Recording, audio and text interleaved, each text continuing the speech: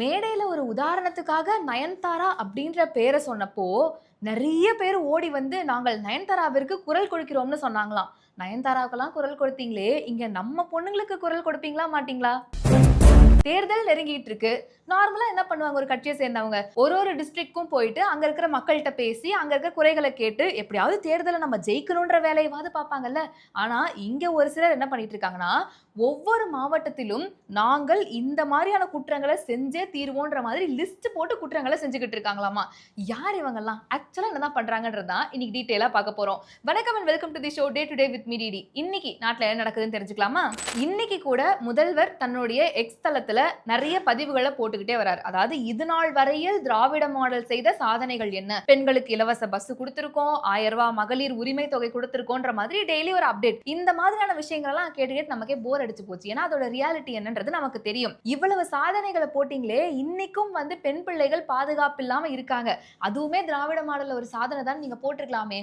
அதெல்லாம் நமக்கு வந்து டைமே இருக்காது. அதை தாண்டி நம்ம என்ன பண்ணுவோம்னா, யாராவது திமுகவை பற்றி பேசிவிட்டார்கள்னா அவங்க மேல வழக்கு போடுறதுல வேணா நாங்க குறியா இருப்போமே தவிர, மத்தபடி இந்த மாதிரியான பிரச்சனைகளை எப்படி சால்வ் பண்றது அப்படிங்கறத யோசிப்பாங்களான்னு கேட்டா, இந்த 5 வருஷத்துல யோசிக்கல. இப்ப மட்டுமா யோசிக்க போறாங்கன்னு ஒரு டவுட் வருது இல்ல. சேலம் மாவட்டம் சங்ககிரிக்கு பக்கத்துல இருக்க ஒரு பகுதியில பார்த்தோம் அப்படின்னா, 13, 14 வயது இருக்கக்கூடிய பள்ளி மாணவி ஒருத்தவங்க தனியார் வங்கியில வேலை பார்க்கக்கூடிய நபர் ஒருத்தர் அந்த மாணவிக்கு பாலியல் சீண்டல் கொடுத்திருக்காங்க. இதனால அவதிக்குள்ளான அந்த பெண் இன்னைக்கு தற்கொலை பண்ணி இறந்து போயிருக்காங்க. ஸோ அவங்க பேரண்ட்ஸ் எல்லாருமே கதறி அழுகுறாங்க.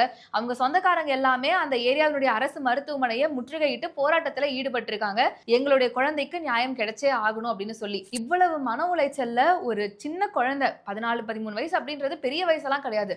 அவங்க இப்படி ஒரு நிலைமைக்கு தள்ளப்படுறாங்க அப்படின்னா இதுக்கு யார் பொறுப்பு? உடனே சிலர்லாம் வந்துருவாங்க. இதுக்கு கூட நீங்க எப்படி திமுகவை குறை சொல்லலாம் அப்படின்னு சொல்லிட்டு. இருங்க, இன்னும் முழுசான விஷயத்த சொல்லி முடிக்கலல்ல.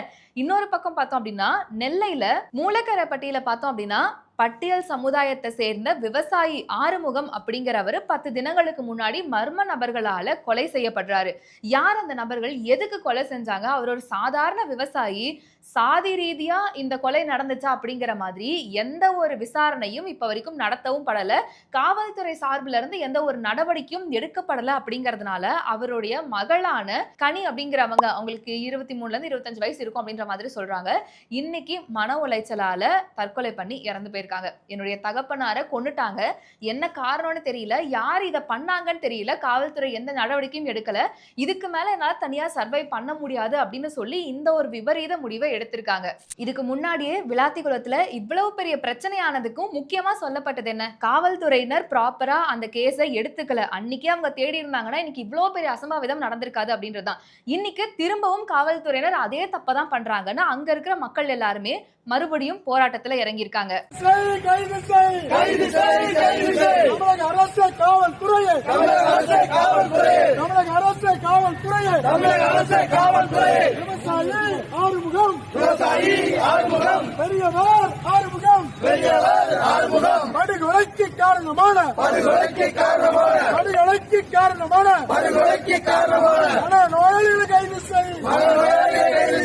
என்னதான் இவ்வளவு பிரச்சனைகள் நடந்தாலுமே அந்த ஹேஷ்டாக் திமுக காரன் அப்படிங்கிறது வரணும் இல்லையா? நம்ம எங்கேயுமே தேடி போறதே கிடையாது. அவங்க செய்யற குற்றங்கள் எல்லாமே இன்னைக்கு வெட்ட வெளிச்சம் ஆயிட்டு இருக்கு. சேலம் அன்னதானப்பட்டியில ஒரு நிலத்தகராறு பிரச்சனை வருது. அதனால சேலம் கொண்டலாம்பட்டியில இருக்கக்கூடிய திமுகவினுடைய அவைத்தலைவர் அப்படின்னு ஒருத்தவங்கள சொல்றாங்க. அந்த செந்தூர் கார்த்திக் அப்படிங்கிறவரு அந்த நிலத்தகராறு பிரச்சனைக்காக ஒரு அம்மாவையும் ஒரு பெண் குழந்தையும் கடத்திட்டு போய் அவங்கள தவறான முறையில புகைப்படங்கள் எடுத்து மிரட்டிட்டு இருக்காரு. சோ இப்போ இது ஒரு பெரும் பிரச்சனையா மாறி இருக்கு. அவரும் அவருடைய நண்பரும். இதற்கு முன்னாடியே அவர் மேல எக்கச்சக்கமான கேசஸ் இருக்குன்னு சொல்லியிருக்காங்க. ஆனா அதெல்லாம் நடவடிக்கை எடுக்க மாட்டாங்க. ஏன்னா ஹேஷ்டாக் திமுக காரன். அதே மாதிரி இன்னைக்கு சோசியல் மீடியா முழுக்க, நியூஸ் சேனல்ஸ் முழுக்க பரவலா பேசப்பட்டு இருக்க விஷயம், திண்டுக்கல்ல ஸ்ரீரங்கம் தொகுதியினுடைய எம்எல்ஏவா இருக்கக்கூடிய பழனியாண்டி அவர்களுடைய மகன், அவருக்கு சொந்தமான ஒரு கல்குவாரியில 10 தினங்களுக்கு முன்னாடி காணாம போன கருப்பசாமி அப்படிங்கிற ஒரு இளைஞனுடைய உடல் அழுகுன நிலையில கண்டெடுக்கப்பட்டிருக்கு. அந்த கல்குவாரி திமுக எம்எல்ஏவுடைய மகனுக்கு சொந்தமானது அப்படிங்கிற நிலையில அந்த கல்குவாரியில எம்சாண்ட் மணல் புதையலுக்கு நடுவுல அவருடைய சடலம் கண்டெடுக்கப்பட்டிருக்கு. ஏதாவது விபத்து நடந்ததா இல்ல இது கொலையா அப்படிங்கிற கோணத்துல இப்ப விசாரணை போய்கிட்டு இருக்கு. அங்க இருக்கக்கூடிய மக்கள் எல்லாருமே அந்த கல்குவாரிய மூடியே ஆகணும்னு சொல்லி இப்ப போராட்டத்துல ஈடுபட்டு இருக்காங்க. இந்த ஏரியா வந்து நாங்கள் பிள்ளையார்நத்தம் கிராமம், வாழ்றது சரளப்பட்டி. என் பேர் வந்து சீனிவாசன். இந்த ஊர் நாட்டாமையாகவும் இருக்கேன். ஒரு 2000 தலைக்கட்டுக்கு நம்ம தான் பாதுகாவலராக இருக்கோம். இது ஆண்டாண்டு முறையாக இந்த கிரசர் இங்கே வரக்கூடாது, இந்த ஏரியாவுக்கே இருக்கக்கூடாதுன்னு சொல்லி வன்மையாக கண்டிச்சான். மீண்டும் எங்கள் ஏரியாவிலே வந்து இந்த இடத்த பிடிச்சி கிரசர் அமைச்சிட்டாங்க. நாங்கள் எவ்வளவோ முயற்சி பண்ணி எல்லாத்துக்கும் தாலுகா ஆஃபீஸில் இருந்து கலெக்டர் இருந்து எல்லாத்துக்குமே மனு கொடுத்துருக்கோம். எவ்விதமான நடவடிக்கை இதுவரையிலும் வரல. இனிமே வந்து எங்களுடைய கோரிக்கை வந்து இது ஏன் இதை சொல்றோம் அப்படின்னா, இங்க காட்டு மாடுகள் நிறைய வாழ்ந்துட்டு இருக்க பூமி, காக்கா குருவியை வாழ்ற ஏரியா. 2வது குருவி, கொக்கு, மைனா இது மாதிரி வாழக்கூடிய பரதேசமான இந்த ஏரியாவில் வாழ்ந்துகிட்டு இருக்குது. எல்லாமே பாதிக்கப்படுது. பொதுவா முன்னாடியே சொன்னேன் இல்லையா, இப்போ தேர்தல்லாம் வருது அப்படின்னா ஒரு ஊருக்கும் போய் பிரச்சாரம் பண்ணுவாங்கன்னு கேள்விப்பட்டிருக்கோம். ஆனா திமுகவினுடைய திராவிட மாடல் சாதனை என்ன அப்படின்னா, தேர்தல் நெருங்கிக்கிட்டு இருக்க நேரத்துல கூட ஒரு ஊர்லயும் மக்கள் போராட்டத்துல தான் இறங்கிட்டு இருக்காங்க. அட இந்த படத்துல எல்லாம் காட்டுற மாதிரி என்னதான் பண்ணியிருந்தாலும் இந்த தேர்தல் நேரத்துல கொஞ்சம் நல்ல விஷயம் பண்ணி மக்களை அட்ராக்ட் பண்ணிடுவோம், எப்படியாவது ஓட்டு வாங்கிடுவோம், அதுக்காகவாவது ஒரு 4 நல்ல விஷயம் பண்ணுவாங்கன்னா கிடையவே கிடையாது. என்ன பண்ணாலும் எங்க போனாலும் அந்த ஹேஷ்டேக் திமுக காரன் அப்படிங்கிறது மட்டும் கூடவே வந்துகிட்டு இருக்கு. இதுக்கு இல்லையா சார் ஒரு எண்டுன்னு இப்ப மக்கள் எல்லாரும் கதற ஆரம்பிச்சிருக்காங்க. இப்ப நம்ம விஷயத்துக்கு வருவோம். நான் முன்னாடியே சொன்ன மாதிரி நயன்தாரா அப்படிங்கிற ஒரு பேரை சொன்ன குற்றத்துக்காக எவ்வளோ பேர் வாய்ஸ் கொடுத்தாங்க. அக்கா கனிமொழி அவர்கள் ஆரம்பிச்சு பலரும் வந்து நாங்கள் கண்டனத்தை தெரிவிக்கிறோம், நாங்கள் ஏற்றுக்கொள்ளவே மாட்டோம், அப்படி இப்படின்னு அவ்வளோ டைலாக் எல்லாம் பேசினாங்க.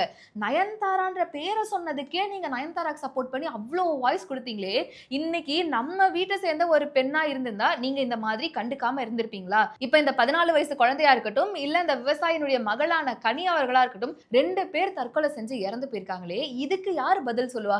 இதுக்கு எத்தனை பேர் இறங்கி வந்து வாய்ஸ் கொடுக்க போறீங்க? இன்னைக்கு கூட திவ்யா சத்யராஜ் அவர்கள் என்ன சொல்றாங்கன்னா, தாவேகாவை அடித்து பேசுவதில் தான் குறியாக இருக்காங்களே தவிர, தாவேகா வந்து அப்படிங்க இப்படிங்க நாங்க வந்து ஸ்ட்ராங்கா இருக்கும். மக்களுக்காக வேலை செய்யற ஒரே கட்சி திமுக மட்டும்தான். we are all DMK warriors.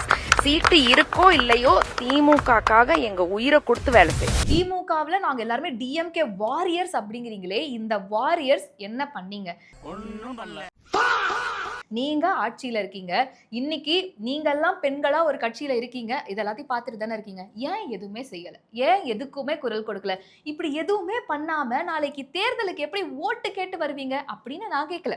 மக்கள் எல்லாரும் இப்ப கேள்வி கேட்க ஆரம்பிச்சிருக்காங்க. பெண் குழந்தை பாதுகாப்புல ஆரம்பிச்சு இப்போ ஆண்களுக்கே இந்த பிரச்சனை போய்கிட்டு இருக்கு அப்படிங்கிறப்போ இது மட்டும் கிடையாது, இன்னொரு விஷயமும் இருக்கு. கடலூர்ல அரசு மருத்துவமனைன்னு எடுத்துக்கிட்டோம்னா அடிப்படை வசதி கூட இல்லாம டார்ச் லைட்ல ட்ரீட்மெண்ட் பார்க்கறதா இருக்கட்டும், பேஷண்ட்ஸ் வந்து பெட் இல்லாம கீழே படுக்க வைக்கிறதா இருக்கட்டும், இன்னைக்கும் கடலூர் மட்டும் கிடையாது, பல அரசு மருத்துவமனைகள்ல நாய் பூனை எல்லாம் அப்படியே ஜாலியா வார்டுக்குள்ள போயிட்டு வரதா இருக்கட்டும், இந்த மாதிரி பல விஷயங்கள் நடந்துகிட்டு தான் இருக்கு.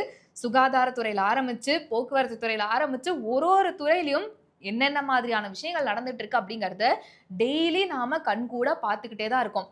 ஆனா நமக்கு வர தகவல் எல்லாம் என்னது?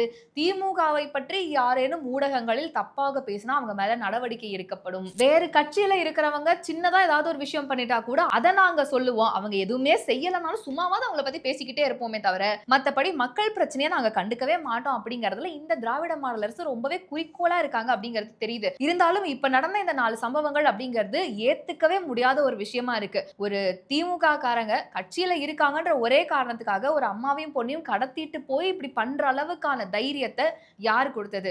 கல்குவாரியில 10 நாட்களுக்கு முன்னாடி காணாம போன ஒரு இளைஞனுடைய சடலம் கிடக்கு அப்படின்னா, அதுவும் திமுகவை சேர்ந்த ஒருத்தனுடைய அந்த கல்குவாரி அப்படின்னா அங்க என்னதான் நடந்திருக்கும்? அது விசாரணையில முதல்ல வெளியே வருமா? திரு அண்ணாமலை அவர்கள் அதை தான் குறிப்பிட்டும் பதிவுல போட்டிருக்காரு, இந்த மாதிரியான ஒரு சம்பவம் நடந்திருக்கு அப்படின்ட்டு. சோ வரும் நாட்கள்ல அது என்னதான் பிரச்சனை, ஆக்சுவலா என்ன நடந்துச்சு, ஒருவேளை அது கொலையாவே இருந்தாலும் கொலைன்னு வெளியே வருமா அப்படிங்கறதெல்லாம் நம்ம பொறுத்திருந்து தான் பார்க்கணும். இன்னும் இந்த மாதிரி நிறைய அப்டேட்ஸ் நீங்க தெரிஞ்சுக்கணும் அப்படின்னா நம்ம பேசு தமிழா பேசு சேனலுடைய வெப்சைட் இப்ப ஆக்டிவா இருக்கு, அதோட லிங்க் டிஸ்கிரிப்ஷன்ல தரேன், மறக்காம செக் பண்ணி பாருங்க. Tata bye. உலக தமிழ் சொந்தங்களுக்கு வணக்கம். நான் ராஜவேல் நாகராஜன். பேசு தமிழா பேசு வலையொலியுடைய வளர்ச்சிக்கு நீங்களும் உறுதுணையாக இருக்கணும்னு நினச்சிங்கன்னா இந்த வீடியோடைய டிஸ்கிரிப்ஷனில் இருக்கக்கூடிய ரேசர் பே லிங்கை கிளிக் பண்ணுங்கள். அந்த லிங்க்கில் போயிட்டு உங்களுக்கு விருப்பமான தொகையை பேசு தமிழா பேசுவனுடைய வளர்ச்சிக்கு உங்களுடைய பங்களிப்பாக நீங்கள் கொடுக்கலாம். நன்றி, வணக்கம்.